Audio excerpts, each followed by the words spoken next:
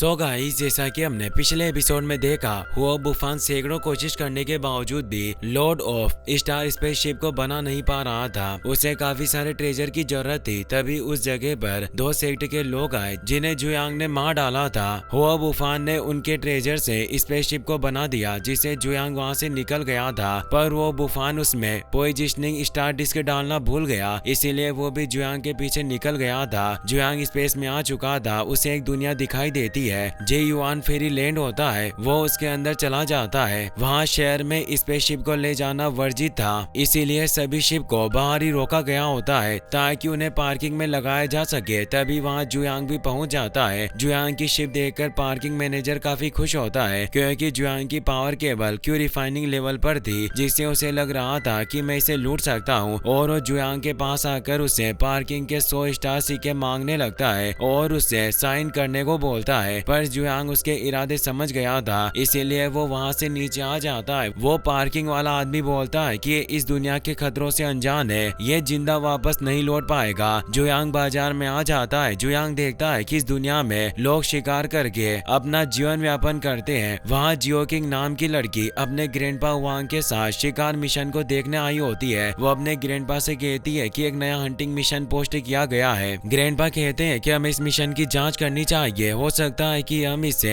कुछ पैसे कमा पाए और अपना जब्त किया हुआ स्पेसशिप वापस जुटा सके। तभी हम देखते हैं कि पार्किंग मैनेजर जुयांग का शिप भी अपने कब्जे में ले लेता है और ऊपर से उसे कहता है कि पार्किंग का किराया 1 सेकंड का 100 सिक्के है। अगर तुमने जल्दी पैसे नहीं चुकाए तो तुम्हारे जहाज को नीलाम कर दिया जाएगा। ग्रैंडपा इससे परेशान होता है कि इस धोखेबाज आदमी ने फिर एक और को अपना शिकार बना लिया। जियो किंग जुयांग से कहती है कि आदमी कमीना है जो लोगों को अपनी गहरी चालों में फंसाता है और जो लोग नए आते हैं उन्हें ये ठगने का काम करता है। ग्रैंडपा से कहते हैं कि हम सिर्फ पर्याप्त धन अर्जित करके ही अपने शिप को छुड़ा सकते हैं। जुयांग कहता है कि इसकी कोई जरूरत नहीं, उसे जल्द ही मेरा शिप वापस लौटाना होगा। पर ग्रैंडपा को कम सुनाई देता था। वो बोलते हैं कि तुमने सही कहा, तुम पैसे देकर शिप ले सकते हो, अब तुम भी हमारे साथ मिशन पर चलो। तभी जुयांग देखता है कि कोई उस पर नजर रख रहा है। जुयांग टावर के अंदर आ जाता है। वहाँ सेकंड स्टेज के विंड डेवरिंग वुल्फ का शिकार करने का मिशन था। जुयांग पूछता है कि क्या ये मुश्किल टास्क है। जियो किंग कहती है कि हमारे रियल में सेकंड स्टेज के बीस्ट काफी खतरनाक होते हैं, इसीलिए हम ज्यादा लोगों के बिना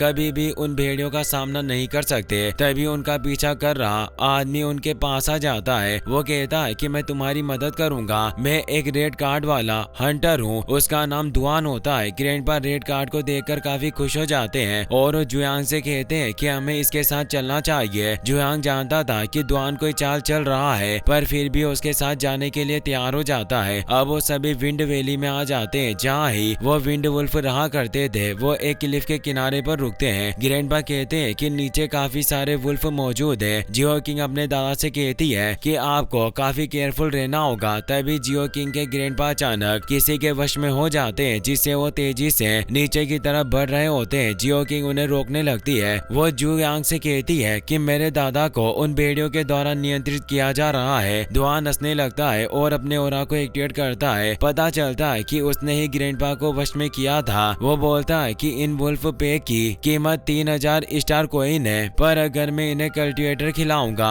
तो इनकी गुणवत्ता बढ़ जाएगी और मुझे इन वुल्फ की दुगनी कीमत मिलेगी, और ये सब तुम्हारे बलिदान से ही मुमकिन होगा। जियो किंग को लगता है कि जुयांग उन्हें नहीं बचा पाएगा, इसीलिए उसे कहती है कि आप यहाँ से भाग जाओ, मेरी और दादाजी की चिंता मत करो। दुआन जुयांग से कहता है कि तुम्हारी पावर काफी कमजोर है, पर कुछ नहीं से तो तुम बेहतर हो। और अब जुयांग पर अटैक करने लगता है, पर उसके बैरियर को भी तोड़ नहीं पाता। इससे वो हैरान होता है कि वो उसे कंट्रोल नहीं कर पा रहा। जुयांग कहता है कि इन भेड़ियों के लिए तुम्हें खाना और ज्यादा अच्छा होगा, और वो उसे ही उन भेड़ियों के बीच फेंक देता है। भेड़िए उसे नोच नोच कर खा जाते हैं। दुआन के मरते ग्रैंडपा पर से उसका ऑरा खत्म हो जाता है और वो नॉर्मल हो जाते हैं। वो जुयांग की मदद के लिए थैंक्स कहते हैं। जुयांग अब अपनी पावर से उन सभी भेड़ियों को पकड़ लेता है और ग्रैंडपा से पूछता है कि हम इनको कहाँ एक्सचेंज कर सकते हैं। वो दोनों जुयांग की पावर देखकर हैरान थे। अब हम ड्रैगन एंड टाइगर क्लब की एक ब्रांच का सीन देखते हैं, जहाँ उन बिस्ट के बदले पैसों को बदला जाता था। शॉपकीपर सोचता है कि इस बार मुनाफा काफी कम हुआ है। तभी जुयांग वहाँ भेड़ियों के पूरे झुंड को ले आता है, पर शॉपकीपर जुयांग की क्यू रिफाइनिंग पावर देकर उसे सिर्फ 700 सिक्के ही देता है। ग्रैंडपा कहते हैं कि इनाम तो 3000 सिक्कों का था। शॉपकीपर कहता है कि इन बेड़ियों की क्वालिटी काफी कम है, इसीलिए मैंने तुम्हारे पैसे काट लिए। जिया किंग कहती है कि तुम हमें कमजोर समझकर धमका रहे हो। शॉपकीपर बोलता है कि अगर तुम्हें ऐसा लगता है तो इस जगह से चले जाओ। जुयांग वहां से जाने लगता है और वो 700 सिक्के भी उस शॉपकीपर को वापस कर देता है, पर उन सिक्कों से वहां तेज ब्लास्ट होता है क्योंकि जुयांग ने उनमें अपनी एनर्जी छोड़ दी थी। वो पूरी शॉप ही नष्ट हो जाती है और जुयांग सारे सिक्के ले लेता है। ग्रैंडपा कहता है कि हमें इन सिक्कों को लेकर जल्दी निकलना होगा, वरना जल्दी तुम्हारे खिलाफ एक वांटेड नोटिस जारी किया जाएगा। जुयांग सभी सिक्कों को अपने पास रख लेता है और बोलता है कि देखता हूँ कि किसके पास मुझे पकड़ने की काबिलियत है। अगले दिन सभी जगह जुयांग के वांटेड पोस्टर लग जाते हैं। सभी लोग ये देखकर हैरान होते हैं कि मात्र एक क्यू रिफाइनिंग रियल्म के कल्टिवेटर ने पूरी शॉप उड़ा दी। जुयांग भी वहीं से गुजर रहा था।